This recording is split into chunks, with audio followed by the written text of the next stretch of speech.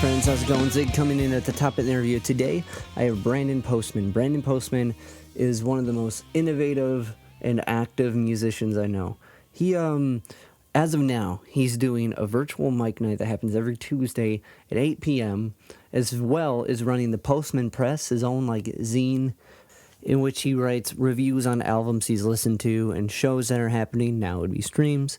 Brandon is also playing virtual shows May 15th with Leah Mara. You're going to see here in this interview a lot of overlap with Leah and Brandon's musical journey because they're both from Chardon and they both grew up in the same scene. And they both did a lot with Lovefest. And Lovefest is happening June 27th digitally now. It's going to be a virtually streamed concert. There's going to be live music, art, vendors, and raffles. Another thing to plug for Brandon is he is doing 8-bit versions, 8-bit remixes of whatever. So if you want a custom 8-bit remix, hit him up on his Facebook. All the links are tagged onto the interview here. I'm going to play a bit of one of his songs. This is a song called Stay. Just say what you want to say. Don't wanna have to push. So say what you mean to say. Take a second look. Do it by the book. I'll hand you all control. Reins are yours to hold. Just say what you ought to say.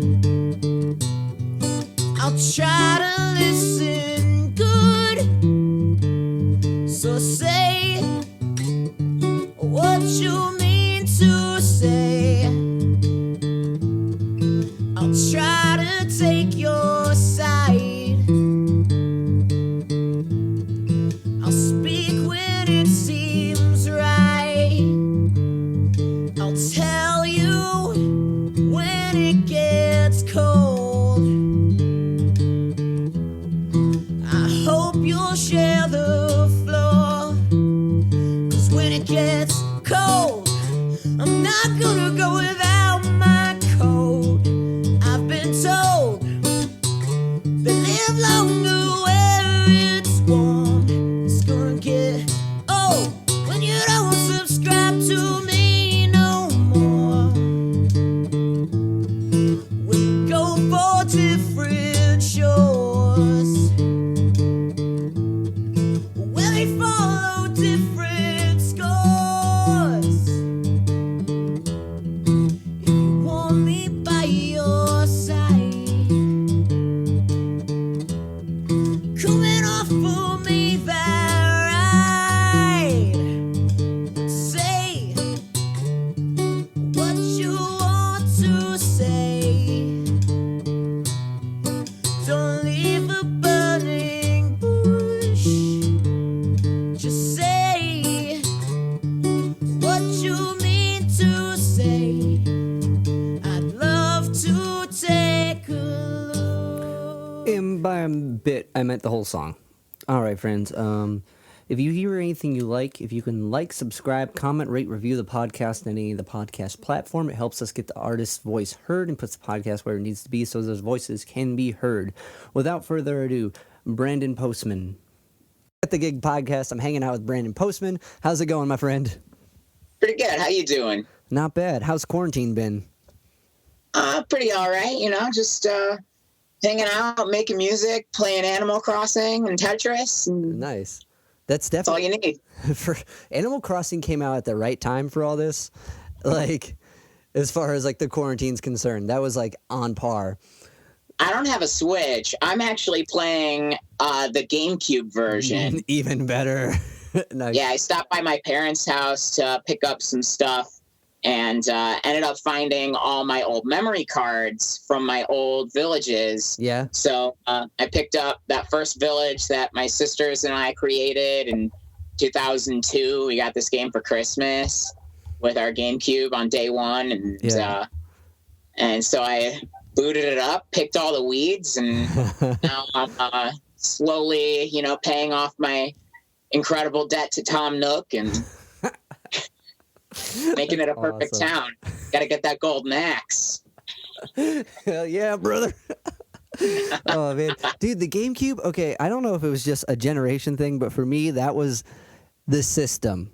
Like, after GameCube, I didn't really play video games. Like, I was like super hip to Smash, the GameCube version of Budokai, and at Luigi's Mansion. What was it? Oh yeah, Sonic Adventure 2. I've never played it, but I've heard really, really good things about it. That was I was so obsessed with that game. Like, I did everything you possibly could in it. And I think I might have it, actually. It's a good game. So, you're getting quarantined, time to do it. Yeah, I'm really glad. About 2 years ago, I went on I became a hacker. Nice. I had a lot of video game consoles laying around, and I was like, well, these are fine, but how cool would that be if I could hack them? So I hacked my Wii so that, for one thing, I wanted to back up all my games. Yeah. Games get destroyed or lost, and by backing them all up, I don't lose them. Same thing, I was carrying around my Game Boy bag, my DS bag, and one day I did the math, and I realized I had like $500 worth of games in it. So if I leave that at the bar, then that's not going to be a good evening for me. Yeah, for sure. So I grabbed this thing. This is a Nintendo 2DS, and I have a custom firmware installed on it so that I was able to back up all my games and all my saves, and I can carry them around. And, I still got the games, but now I don't have to carry around $500 worth of gear to play Pokemon. It's all in the thing. I just carry around this like $50 Nintendo 2DS. Dude, so what inspired you to hack, the idea of hacking? Like, because that's such a, it's a vast thing, and I don't think there's a clear, this is how you do it. You know what I mean? The computer is such a useful tool, and it's so manipulative. You can do so much stuff learning to talk that language, but that's not something you can just pick up on. At least I don't know. Maybe it is. So there were kind of two things that inspired me to do it. One was that I had this little case that had all my Pokemon games in it. Yeah. And one day it went missing, and my dad found it when he plowed the driveway. Oh. It was buried under 4 feet of snow in Chardon. Yeah. And I opened it up. All my games were a block of ice. So I used a hairdryer.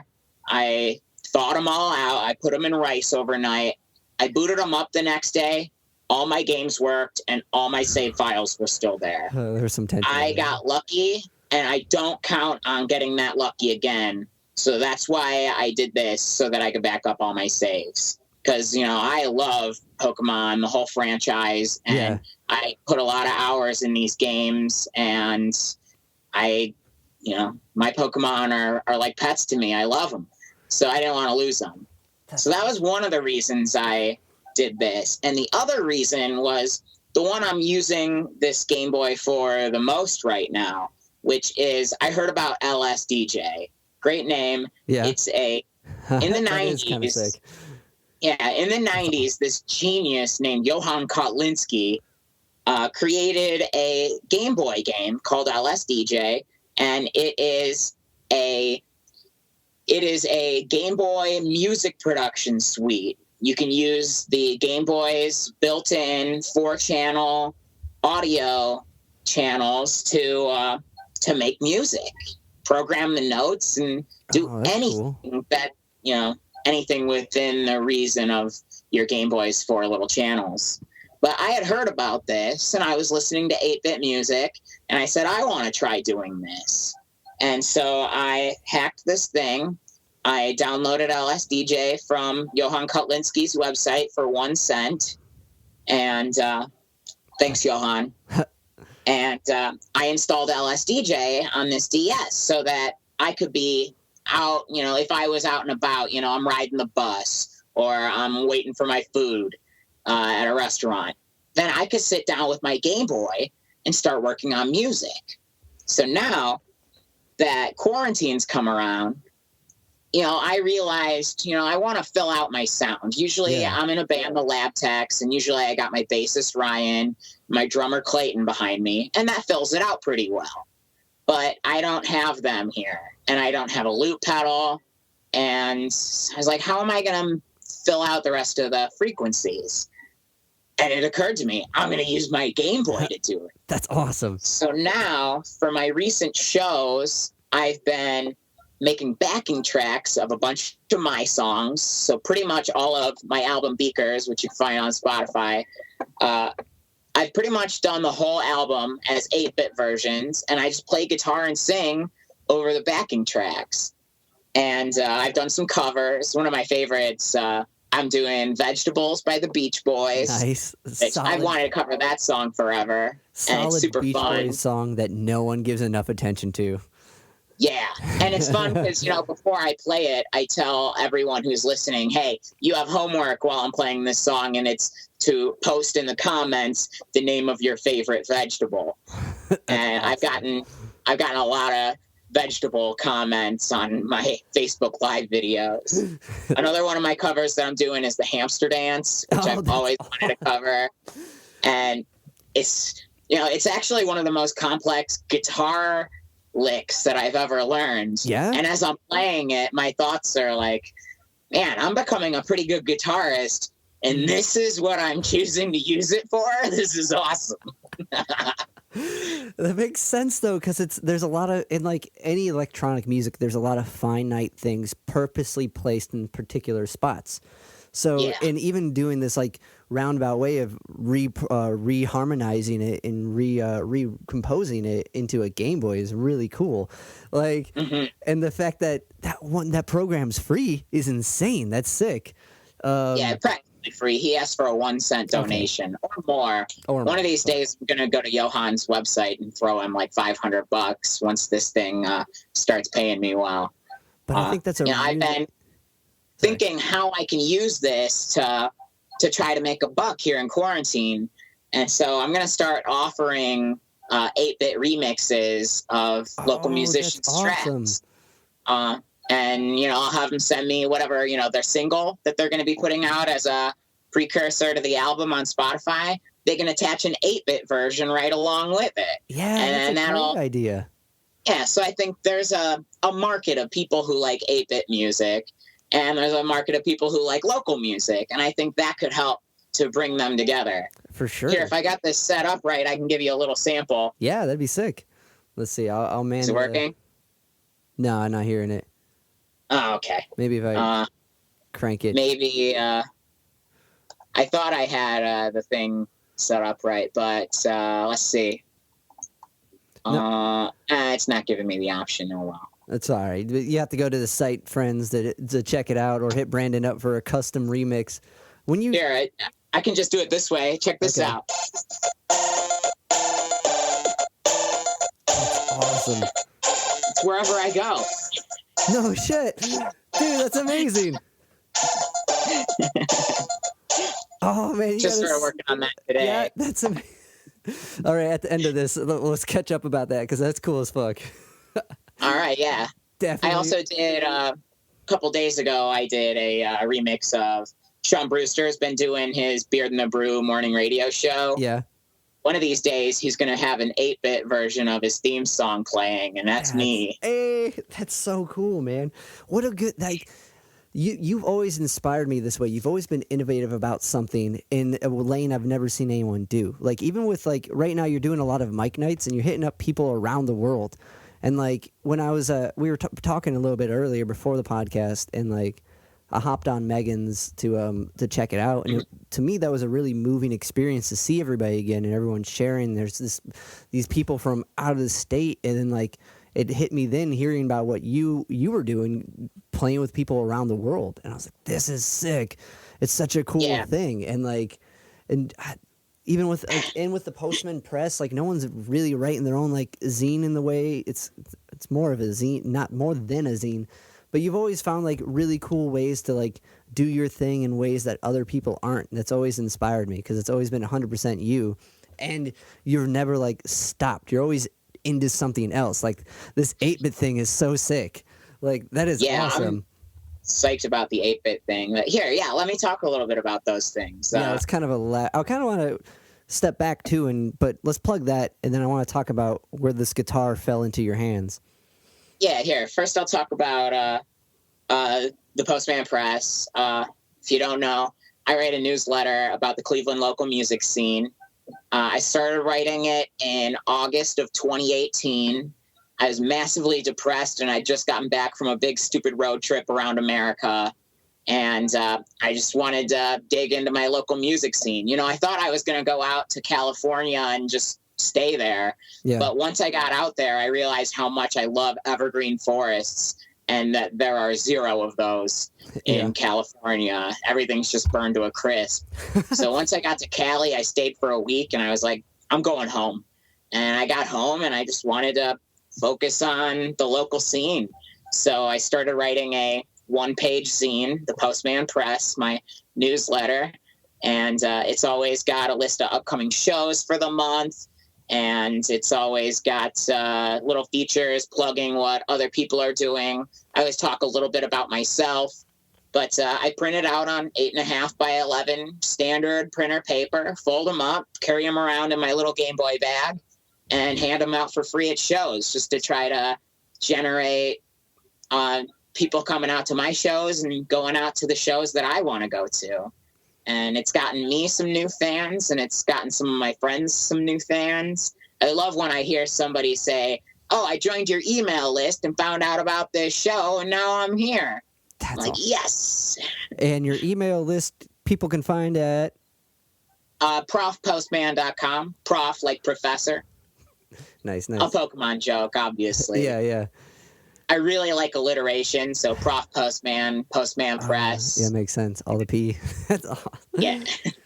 So with that, where'd you start on that road trip? If California was kind of the end, you just started here, and like, did you go south and up, or did you just go straight across? Yeah, so I had, in the summer of 2017, I took a couple trips out to Nashville. Yeah. I went down in May. And I went there with a purpose. I was intending to see the solar eclipse in August. Yeah. And I wanted to scope out some spots to find a good spot where we get as much totality as possible. So I scoped out a couple spots, and then went back in August and saw it. So I had some friends down in Nashville, and in 2018, when I was working as a math tutor at Lakeland Community College. And when summer came around, I had been rejected by this girl in a couple months before. And so I was just a wreck. And I was like, screw it. I've always wanted to travel. I'm just going. And so I woke up. I stayed until Mother's Day. That was on a Sunday. Yeah. On Monday morning, I woke up at 9 a.m. I said, I'm going to Nashville. I booked an Airbnb at 9 a.m. and I was in my Airbnb by 9 p.m. Nice. And I stayed in Nashville for a week. I have fun down in Nashville, and made some more new friends. Crashed on their couch for a couple of those days. Nice. And then said, all right, well, I'm going to start going west. Let's just explore. Okay. So first I drove to St. Louis. I stayed there just long enough to see the Cardinals play, which was really cool because they were playing the Phillies that day. And that season, Carlos Santana was a Philly. So I got to see one of my favorite Cleveland Indians play in a different jersey. Oh. And I got a seat on the far reaches of the first base side. So I was out there with my binoculars watching Carlos go. That's and awesome. He had a couple good plays that day. So St. Louis. And then I headed to Kansas. I've got some family in Kansas that I visited. My grandmother, her sister lives out there. And my grandmother passed away a couple years back. And when I met her sister out there, her cooking was a lot like my grandma's. Whoa. So I felt very at home. And so I stayed there for like 4 days. And then headed to Boulder, Colorado, where my friend Omar was staying at the time. What up, Omar? Yeah. percussionist? Yeah, Omar's cool. Yeah, Omar's awesome. So I hung out in Boulder for a couple days and played down on a corner on Pearl Street. A lot of the trip was funded by playing guitar on street corners. Wow. I didn't start with a whole lot of money. Yeah. And I finished with zero. But most of the gas money was all stuff people gave me on street corners. And Boulder was the best street corner I found on the whole road trip. Yeah, I've heard a couple people talk about the Boulder busking scene and just how they have like music everywhere. It was Boulder and Denver that they said there was like a crazy like busking scene, and like I don't. That's amazing. Yeah, that Boulder was very nice to me. Like the just so far the expansion of this trip, and like each spot being able to play and just meet people and just absorb the moment type thing is pretty like profound. And I was out on the road for 5 weeks. I spent one night in a hotel, which was in Denver on the way back. Every other place I stayed was, I didn't sleep in the car until I got to California. Yeah. And I stayed at a rest stop outside San Francisco. Sketchy, not a good idea. But everywhere else, I stayed with friends. So after Boulder, I stayed with a girl I dated in high school. I went and visited her in Logan, Utah, which is beautiful and very Mormon. And then from there, I headed to Oregon, where our friend Ashley Price, she was living out there at the time. So I stayed with her for, Twisted Healing. She makes jewelry. Yes. Yeah. Yes. Okay. I stayed with her. Name. She was just learning how to do the wire wraps that she's selling now. That's so awesome. I got to watch her do some of her earliest work, and it was really cool. I stayed there for quite a while in the Portland area.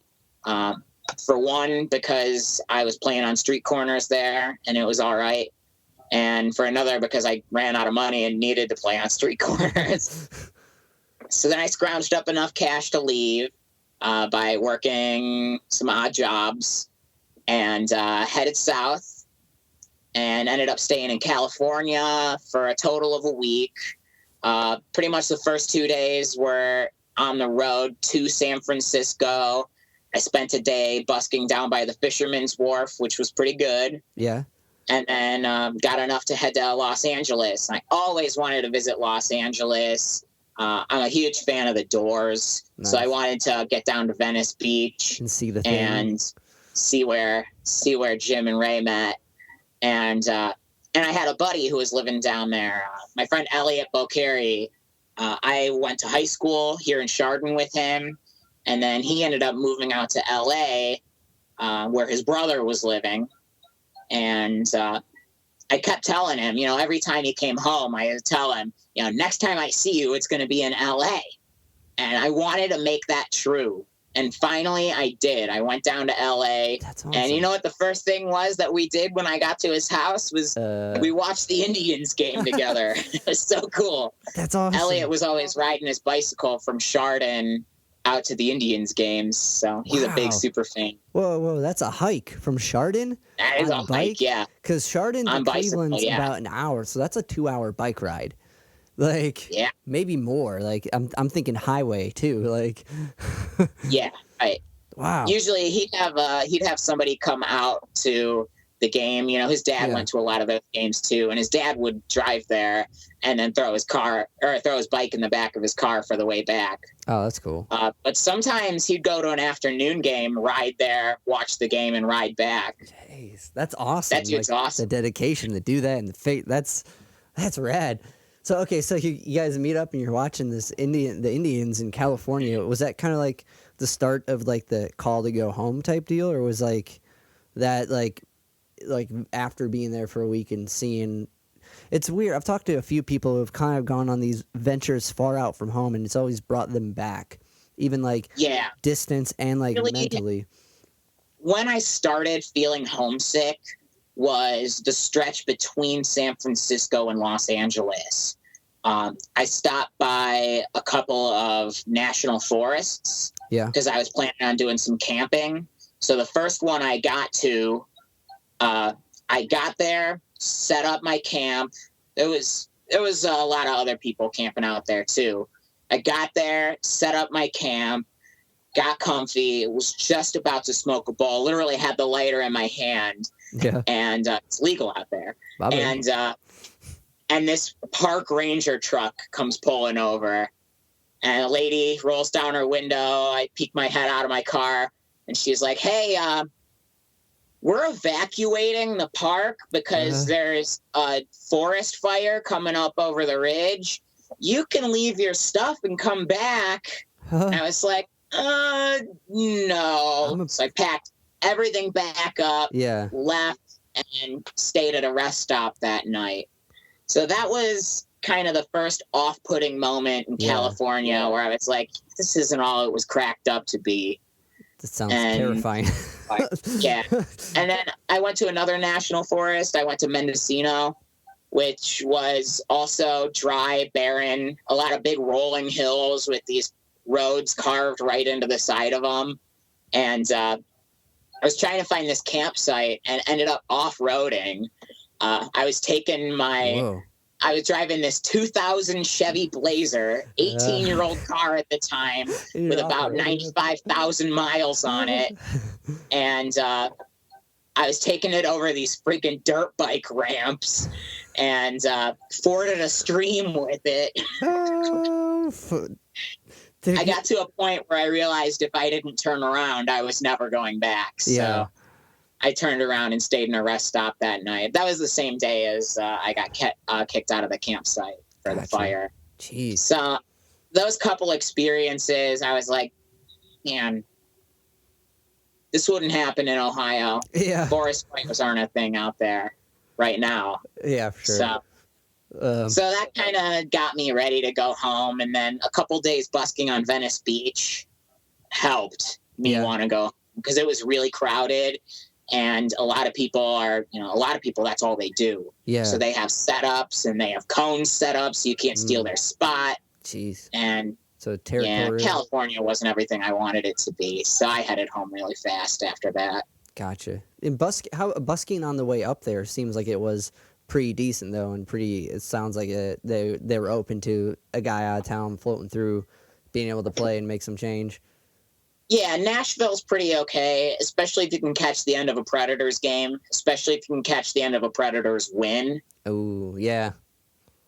And Portland was pretty good, but Boulder, if I do the road trip again, I think I'm just going to grab an Airbnb for like a month in Boulder and just play every day. That's what Cody, when he went out there with Wanyama, was telling me. I think they went to Denver, though. No, they went to Boulder. Boulder.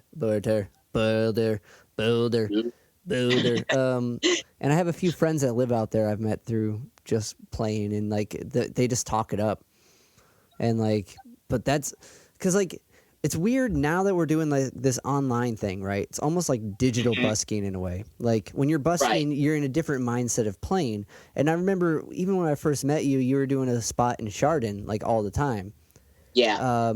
And that's it's an interesting mindset of playing to get into because you're really trying to catch the attention of someone passing by. So you got or someone scrolling by now. So you really got like a second or two to really draw them in somehow.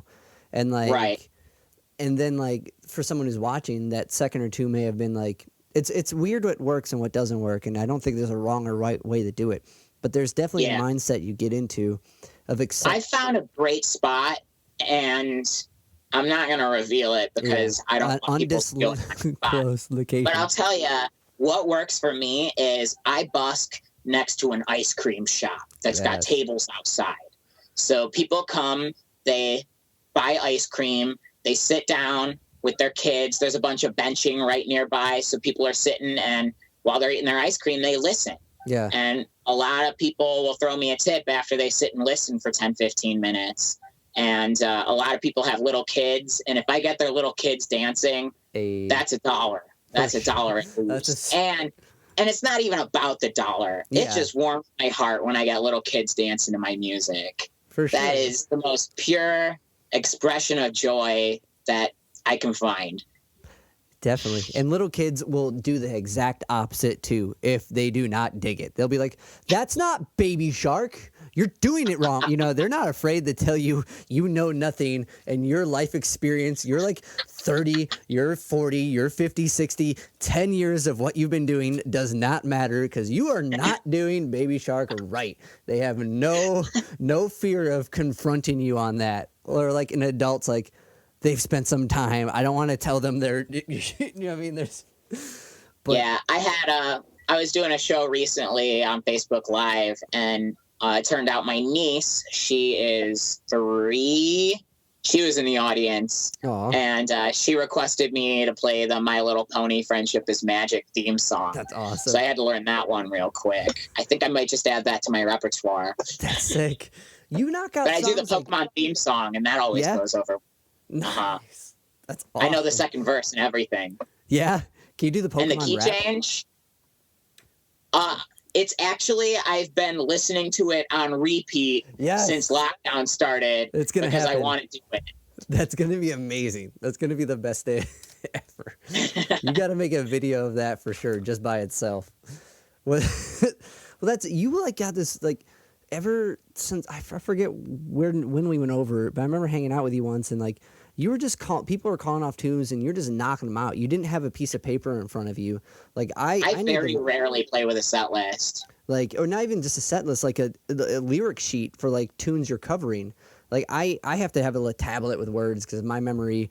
I called Leah before, or I called you before Leah. It clearly isn't like on par with just like everything going on. But like, you just knock stuff out, and you got this song bank, and it's just impressive. Like, do you? Is that kind of how you ingrain it? Do you listen to tunes over and over again? Is there like a? Yeah, I mean, I listened to so many records. You know, burned holes in my records and cassettes, and I listen to the whole album, and then later on I'll go, oh, I want to learn this song, and then I'll listen to it on repeat, and I already know it in the context of the album, so Yeah. I tend to know, and I listen to Bob Dylan records a lot, Yeah. and learn the words to that, and There's a that lot. is the best way to practice learning words, because Dylan's got a bazillion words, even just on Highway 61. Yeah. And that's But yeah, I can do a busking set for, I've gone 4 hours without repeating a song in a busking set without a set list. That's insane. That's awesome. That's definitely the work put in, man, and it comes out. And for busking as much as you can, like as much as you have, like it's such a tricky mindset that's off-putting to a lot of people because there's not that response right away. You know what I mean? There's not that immediate reaction because in a way you're kind of playing in your own realm and you're just doing this thing and people choose to come or not come, just like digitally like we're doing now. And like for some people it's, and even now, like trying to get accustomed to playing digital and not hearing that applause right away or not seeing that reaction or that reaction being delayed. It's such a mindset a change that people are learning, and like you've kind of come ready for that with all your training of it.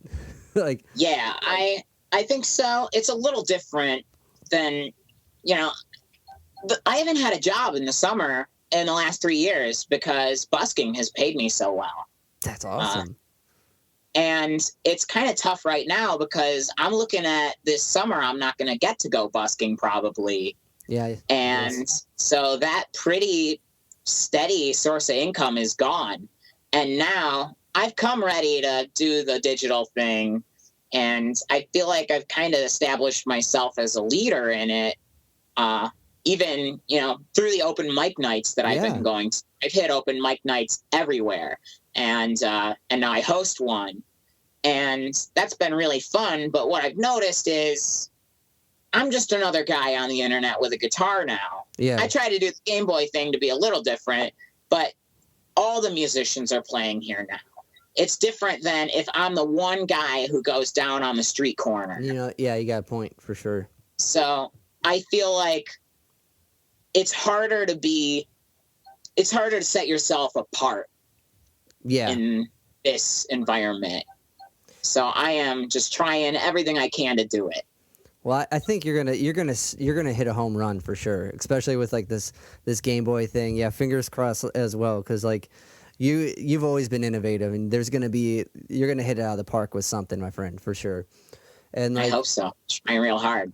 There's the quote Joe Strummer, there's enough room in this world for everyone's music to fill like a stadium, be it Creed or Miley Cyrus. So, and we can both have that. We can have that concert at the Q 2 nights away from each other, and it'll still pack up. You know what I mean? There's enough room for everyone to do their thing. It's just what innovative ways attention is brought to it is going to come. What landed the guitar into your hands? What started you on this musical journey? Right. So when I was in the 5th grade, I joined the choir at my school, and that kind of set it off. And then my family moved to Chardon when I was 12.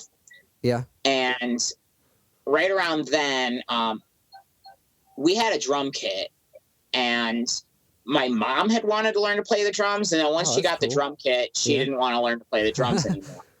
So one of us kids had to learn to do it. So I got signed up for drum lessons. Wow. And that was at Roadhouse Music in Middlefield. Rest in peace, Roadhouse Music. Miss you. Yep, me and Thanks, Leo. John Mark. He's still my setup guy for my guitar. Nice. But I took 3 years of drum lessons from age of 12 to 15. And then somewhere around when I was 14, my dad had a keyboard, and I started learning some songs on the keyboard, learning my chords. I think the first song I learned on the keyboard was Desperado by the Eagles. Nice. Usually it's Imagine, so that's awesome. And then and I started learning the piano because I wanted to write words. You know, it's fine to play the drums, but you can't be a leader of a band with just the drums unless you're Phil Collins, and I'm not Phil Collins. No, one's Phil Collins. Phil Collins. Phil Collins is hard. Phil Collins. So I started picking up piano to try to write some songs. And then I asked my dad, he'd been playing guitar in a band since like 1982. Which was a cover band. So right? I asked him, he was in an original hair metal band in high school in the 80s. What was it called? Do you got it? It's called Hellion. Yeah. Sick. Yeah. So I asked my dad around that time, hey, will you teach me to play guitar? And he said, fuck no, you weren't a good drum student at all. You're not going to be a good guitar student at all either. I'm not going to put the time in to teach you to play guitar. Damn. So I had to show him. Yeah. I went downstairs one night, and I was just determined. I wanted to be a guitarist. So I sat down, I picked up, he had an Alvarez. I picked up his Alvarez, beautiful guitar, and learned how to play my first song there that night. What was it? Do you remember? It was Turn the Page by Bob Seger, a song I still cover once in a while. And my first time I sat down with a guitar, I played my first song. That's insane. Really, I'm still learning songs and playing them just the same way I did that night. Was there something that clicked more with guitar than piano? Portability made it a lot more feasible. Definitely. I remember a week after I did that, after I first picked up that guitar, one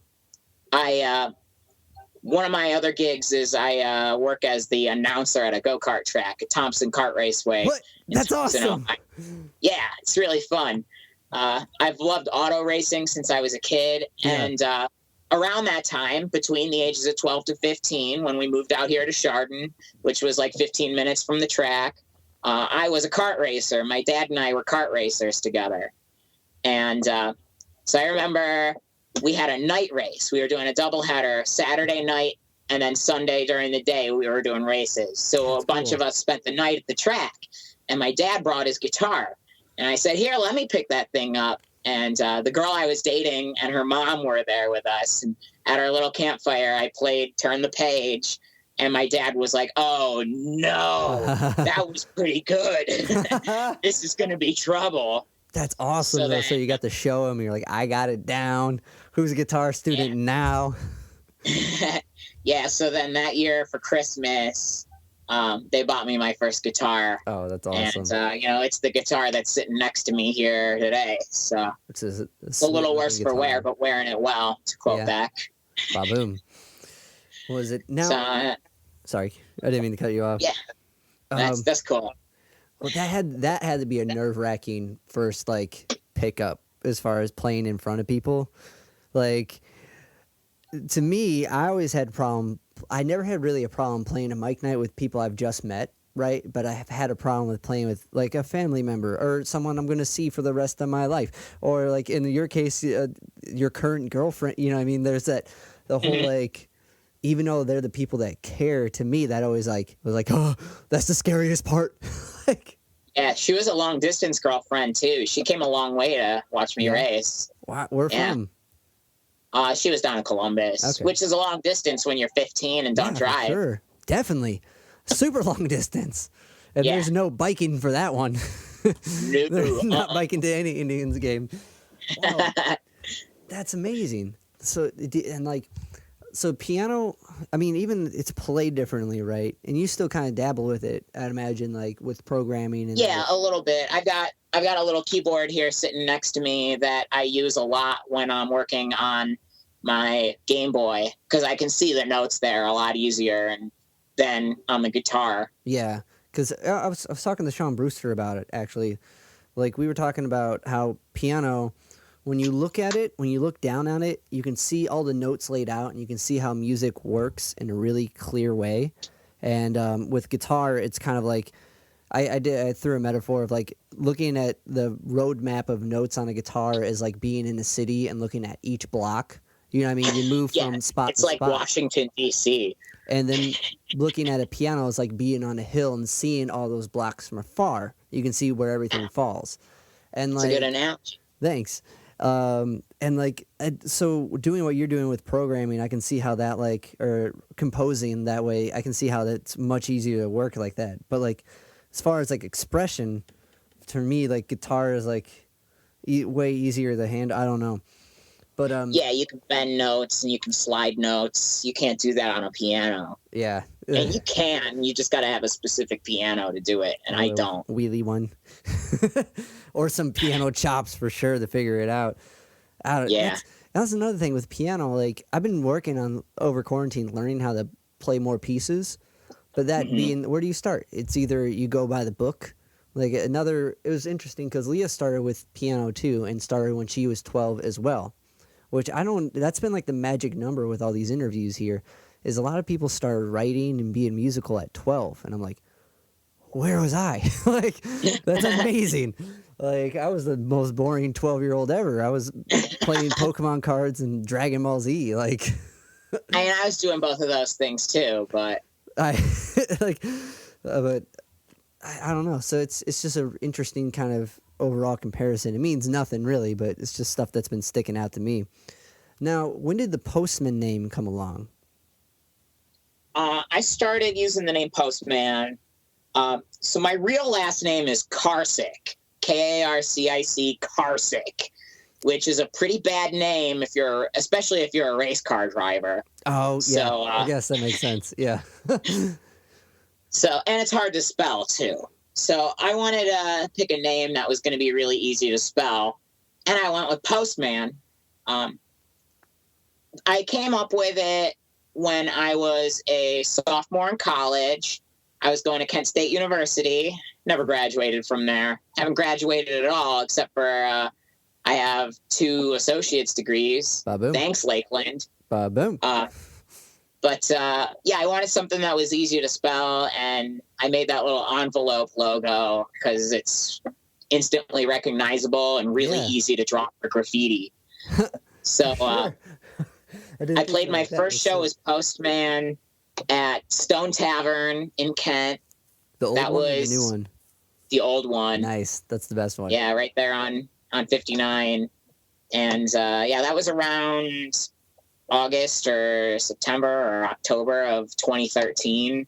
So I guess the Postman name is like 6.5 years old. And there's a couple of meanings behind the name Postman. 3 of them that caused me to say, yeah, that's a pretty good name for me. Okay. The first one's kind of a joke. When I was a kid, I didn't really look like either one of my parents. I've kind of started to look more like my paternal grandfather. Yeah.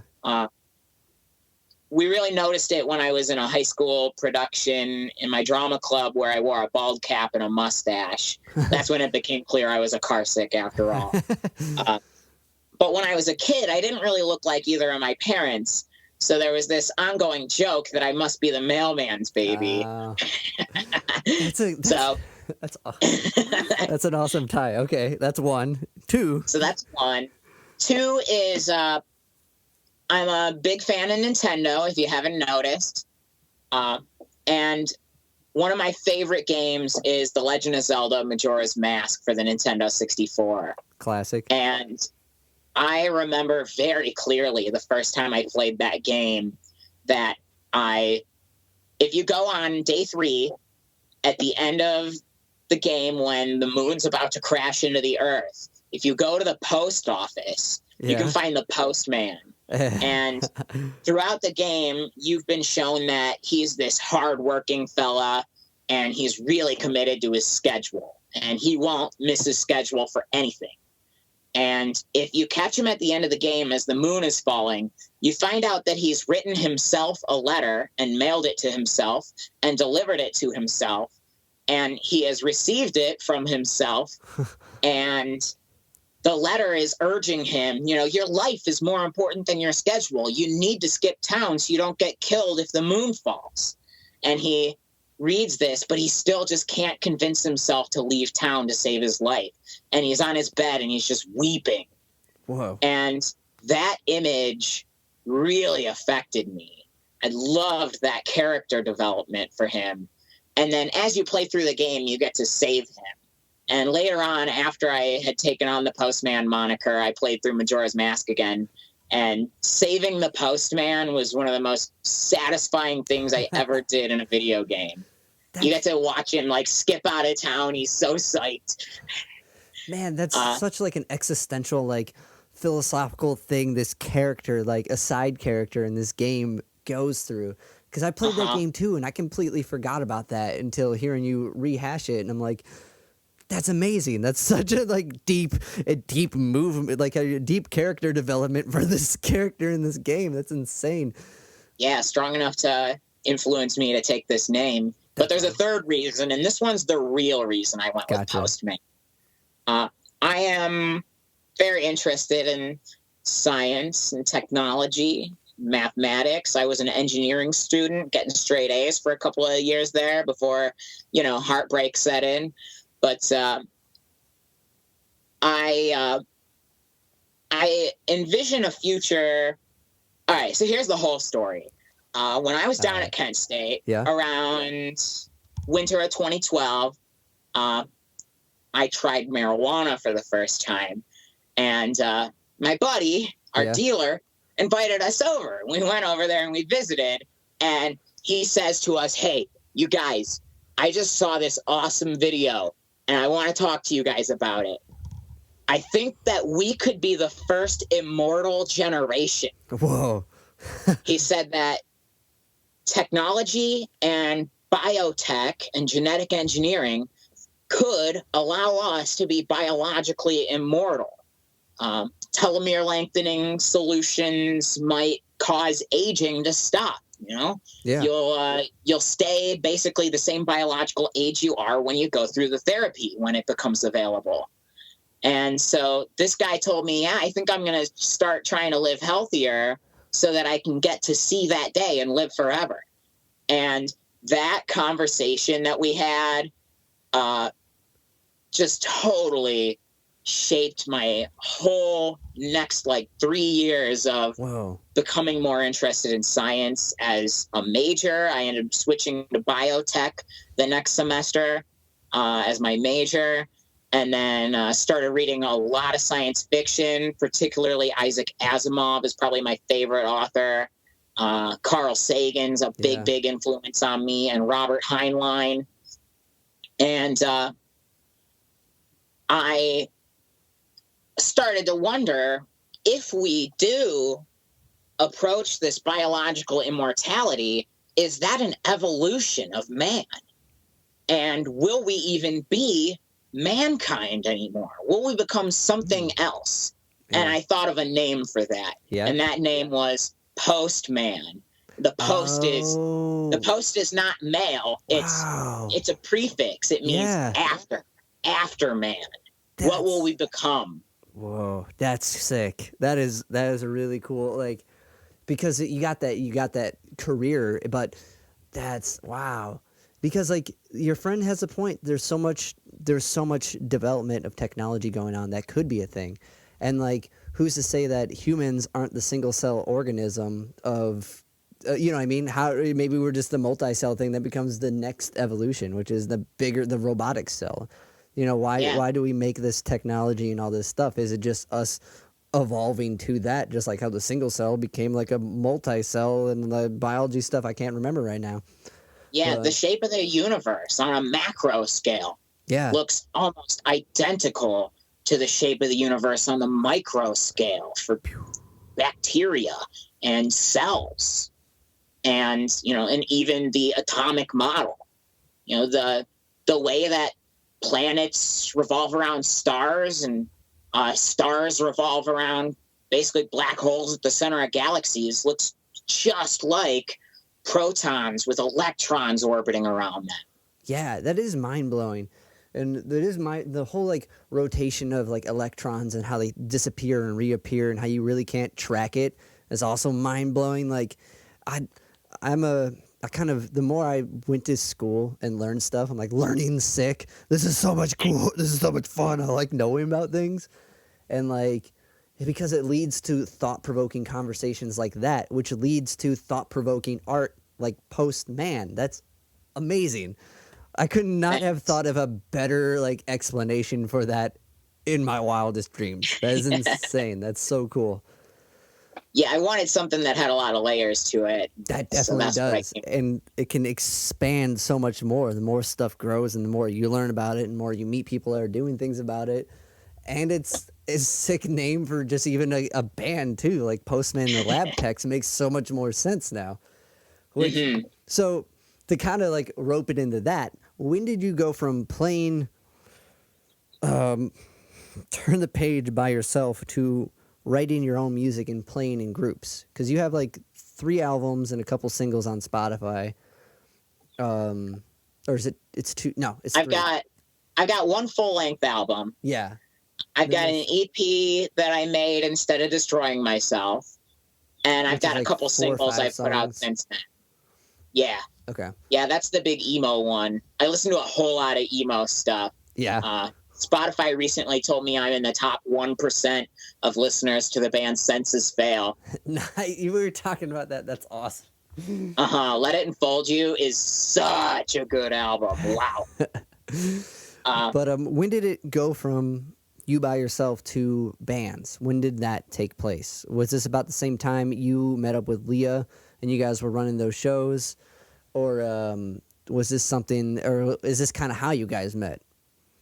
Leah and I met when we were in high school together, and she became the guitarist for the show choir that I was in, Free Harmony, Chardon High School. And so we ended up becoming friends through that. And then, you know, we hung out a little bit. We ended up going to this show together for this band called Care. They were originally from Burton, Ohio. But by that point, they had moved to Michigan, to Grand Rapids, to go to college. Well, before they went off, they had started a little festival on Chardon Square called Love Fest. Yeah. And Leah and I went to this show after they had hosted the first 2 Love Fests. And it was their album release party for their first album, Yellow Trumpet, Comforter, Swan, which was one of the big albums that got me mobilized into having any interest in local music. Yeah. So I owe so much to those guys, Justin and Josiah Majetic from Burton, Ohio. Now they're in Los Angeles and New York City, respectively. Whoa. But anyway, we went to their album release party, and Leah and I asked, hey, are you going to have Love Fest this year? And they said, nah, we're really Michigan people now, and we're not going to be home enough to work on that. Yeah. And we said, well, can we steal it and take the name? And they said, sure, it's yours. So Leah and I hosted Love Fest for the 3rd year. And then I was kind of a schmuck, you know. I was busy being stupid, and kind of just pushed it off to her, and she took it over for the foreseeable future. And I'm finally starting to help them out again. In fact, I just offered her yesterday that if she wants to do a virtual love fest, that I would love to help organize that. That's awesome. And that's how Leah and I became friends. You had asked how it became a band. Yeah. I was trying to maybe tie two things together. Maybe like, okay, maybe you met Leah through playing out, but it sounds like it was joint scene, because the scene was pretty like, Leah and I were talking like, it seems like with the Chardon scene, you guys really had to DIY it, really do it yourselves and make your own like scene, which is really there was nothing here when we got here. There was like one band that was all seniors when I was a freshman. Yeah. And once they disappeared, there was nothing. Nothing at all. And that's exactly what Leah said. There is nothing. We've kind of had to carve a niche for ourselves. And as evidenced by, if you go to Leah's Love Fest, man, it has grown exponentially for the last like 3 years. It's insane. Like doubling every year, which is just insane. If I can like when I first met you, you were playing with Thick Kevin. That's right. And like Leah, I met Leah at Mahal's opening up for Beams, and she invited me to play this barn show. So like I didn't know what to expect, you know, going out to an hour out of my way to play this barn show. I expected quite literally how it sounded, a barn show. But I got there and it was this there was this well-oiled machine. Like there was a door guy, there was a guy by the bar, there was by the mini fridge, and then you go into this back room of this bar, and like it's this amazing like stage, and there's a sound guy, and I was just blown away by the production of sorry, did I cut out? Nah, I got you. Okay. I was just blown away by this production of this barn show, and then every band that went up blew my mind. Like that was my first time seeing Leah as a band, seeing you and Thick Kevin and All Is Harvest, and like I was like, this scene's amazing. So did you? I think that was my first time playing with All Is Harvest too. Yeah. Oh, they're so awesome. That group is so cool. I remember Texas Plant was on that show too. Yeah. Was it and I can't remember where they were from or how they got involved, but they're out of town. Yeah? I don't really know them. That's the only time I've seen them, but their stickers are in every venue around town. I know, because it was a cool one with the cactus. But did you start playing with Thick Kevin before you started doing like? I mean, the Lab Techs came later, but were you playing? Was that like your first like group playing, or did you play in other groups? So I've been playing solo, and I've been writing some songs and recording them on a tape deck when I was at Kent, and a little bit before that. But it really started taking off when I was going to Kent State in 2012, 2013, when I put out my first little tape deck EPs as Postman. And then my best friend at the time, we had been roommates freshman year, and we were best friends throughout high school. We met in the same show choir where I met Leah, and we got in an argument over some other friends getting married to girls that turned out to be cheating, very not good people, and got into an argument over my buddy wasn't going to go to the wedding, and I was the best man at the wedding. Oh man, that's already problematic. Turns out my buddy decided he never wanted to speak to me ever again. So that really, really sucked, and I got really, really depressed. I was living on the 5th floor of Liebrick Hall at Kent State University, and I was waking up every morning staring down 5 stories to a block of concrete and thinking about jumping out of it, and I decided to move home. Yeah. And when I moved home, I played a little show. It was actually right in Hamden, which is a township of Chardon, Ohio. And it was, bicycling distance from my house. There's a little Hamden Town Hall. We rented it out for the night. We called it the House Show because we couldn't find a house to host the house show at. So we rented the Town Hall instead. Elliot Bokiri, previously mentioned, he played about 5 songs. Leah played about 5 songs. And then I played a 2-hour set that devolved into just people shouting out random requests and me playing them. And That's awesome. Josh Burke, the guitarist from Thick Kevin, Yeah. he was an old friend of mine. We met in Mr. Zitko's art class at Chardon High School. And he came out to that show. And at that show, he said to me, hey, me and my buddy Ryan are trying to start a band. They were called Medical Malpractice at the time. They opened a phone book, and that was what they opened to. And he said, we're looking for a guitarist and a songwriter. Are you interested in trying it out? And I said, okay, sure. So I ended up going over to Ryan's house for the first time, and that's how I met Ryan. And Ryan and I became friends really fast. Yeah. And I started playing with the band, and it was fun. And the problem I ran into was I had a lot of songs already in my catalog. Yeah. And very few of them fit with the vision that Josh, who was really the leader of the project, Josh had a specific vision for Thick Kevin that a lot of my stuff didn't fit into. Almost none of it. So I was looking for an outlet to put this stuff out and ended up starting the Postman group. And when it came time, I said, it's time I put an album out. And I really, in 2016, when I decided it was time, I put together the band to make the album.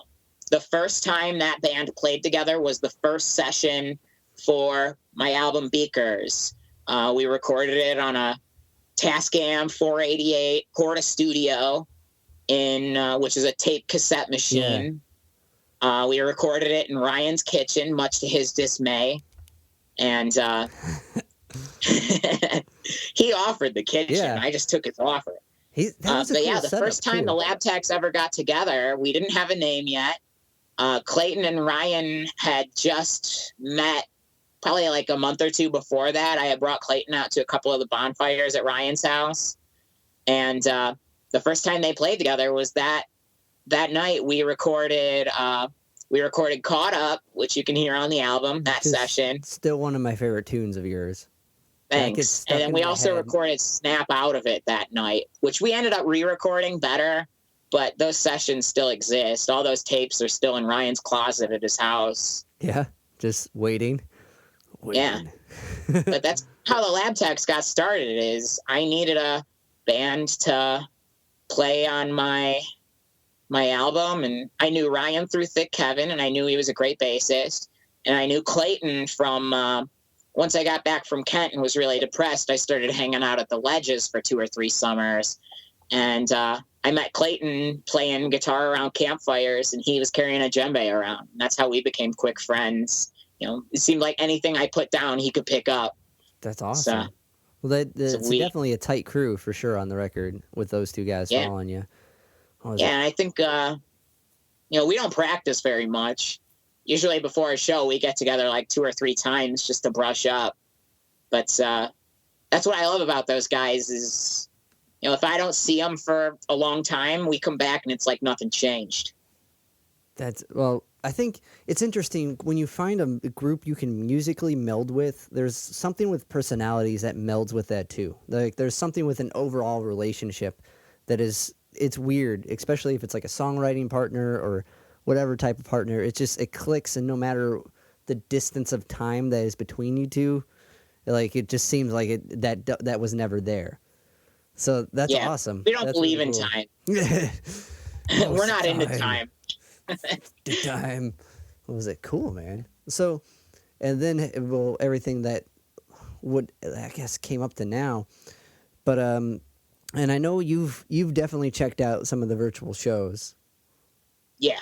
And like that experience is really cool. And I think from what you've been doing, you're gonna because I did the second one, and like I don't know, right. It's the Zoom thing, and you moderate it. You do this on your own. It's such a cool community, and to be able to bring it in and like I had never used Zoom before lockdown, and then I heard Meg Stepko was hosting her Manic Monday open mic night on there. And I was dreadful that I wasn't going to get to go to any open mic nights during lockdown. Yeah. Because that's my bread and butter. Busking and open mic nights, I just love. And so when Meg said she was hosting this open mic night, I was like, I'm going to check this out. I'm going to try this Zoom thing. and I loved it right away. And I couldn't wait for another week for her to host the next one.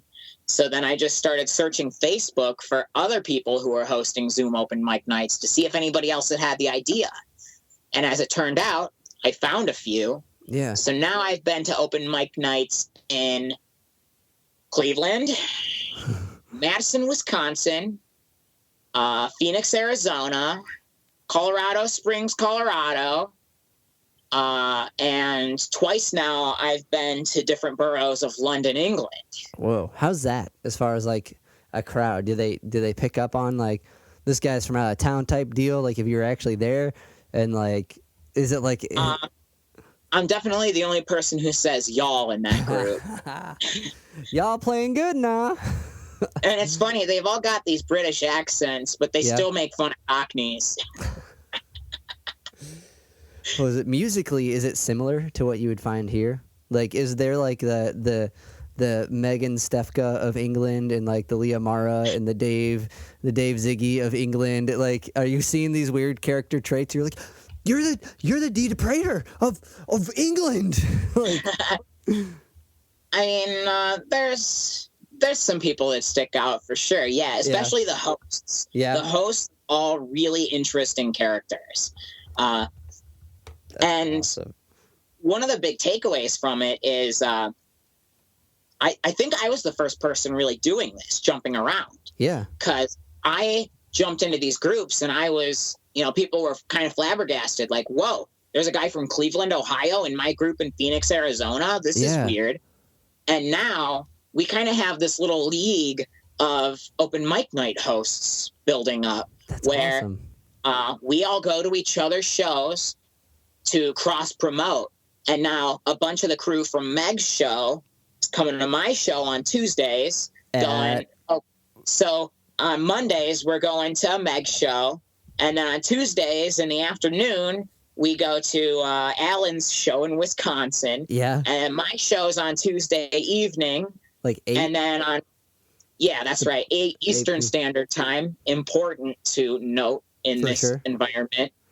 And on Wednesdays, I've got like 4 different open mic nights I can hit on Wednesday. So cool.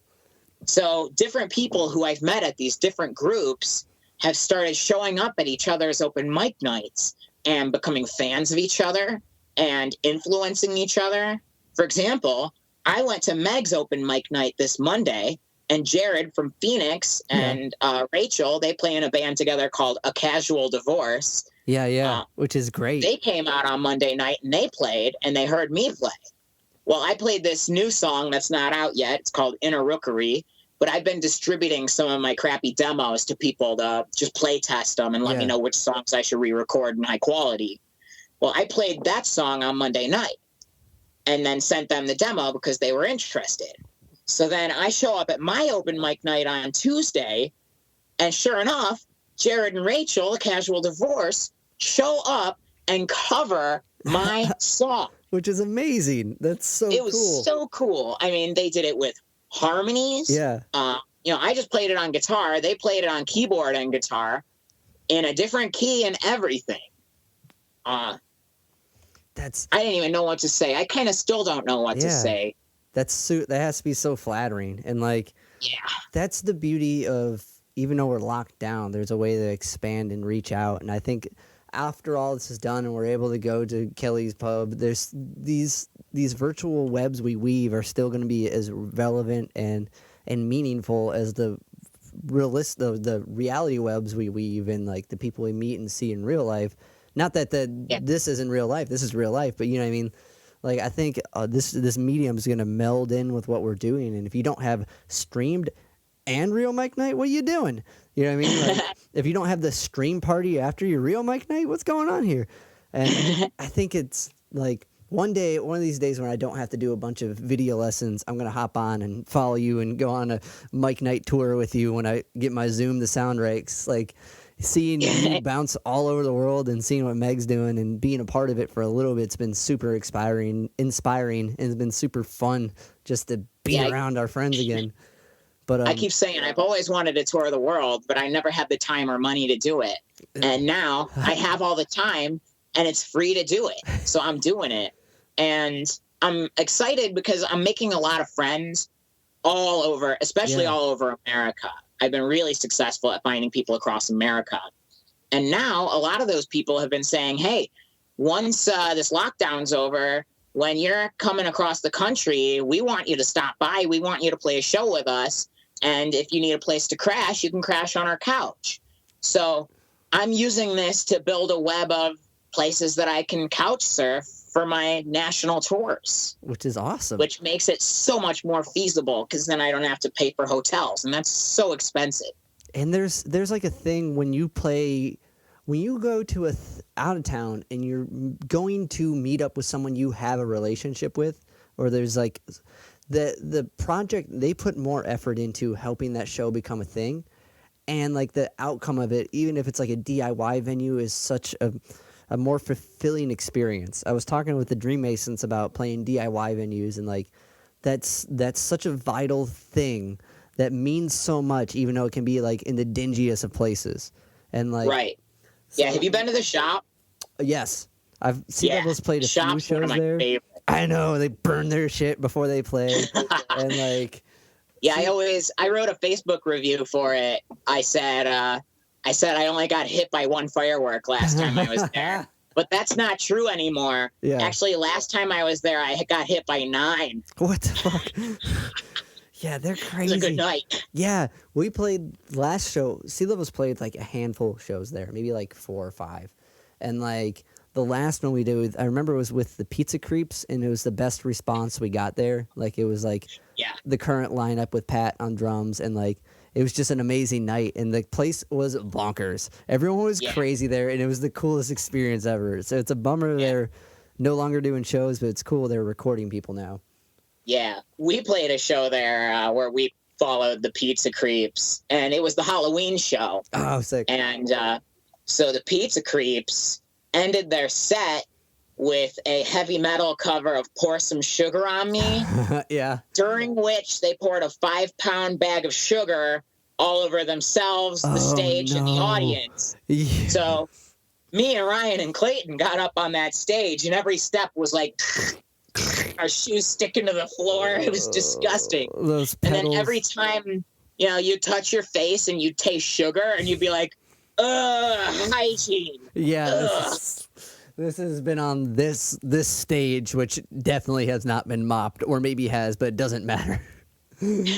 Oh man, that's awesome. Well, Brandon, thanks so much for hanging out, man. I think this was a real good talk. Do you feel good about it? Yeah. Cool. And we got... Yeah, I had a real good time. Likewise, man. We got May 15th, 8 p.m. virtual shows. You and Leah Mara. Do you know... Is that when I am? I think so.